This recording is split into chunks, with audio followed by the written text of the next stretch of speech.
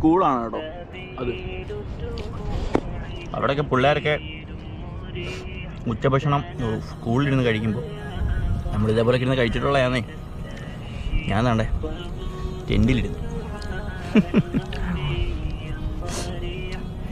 പഠിച്ചൊക്കെ എന്തെങ്കിലുമൊക്കെ ആവും എന്നൊക്കെ പറഞ്ഞിട്ടാണ് സ്കൂളിൽ കൊണ്ടു ചേർത്തത്. പക്ഷേ ഒന്നും ആയിട്ടില്ല. ആവാത്തതുകൊണ്ട് ഇതൊക്കെ ഞാൻ അനുഭവിക്കുന്നു. ഇങ്ങനെ എൻ്റെ ലൈഫ് ഞാൻ എൻജോയ് ചെയ്യുന്നു. ഇന്ന് പഠിച്ച് പോക്കറ്റ് ചുമന്ന മഷിയായിട്ടിരിക്കുകയാണെന്നുണ്ടെങ്കിൽ ഇന്ന് ഇത്ര ആളുകളെ കാണാനും പറ്റത്തില്ല, ഇത്രയും സ്ഥലങ്ങളിൽ ഞാൻ എത്തത്തില്ലായിരുന്നു.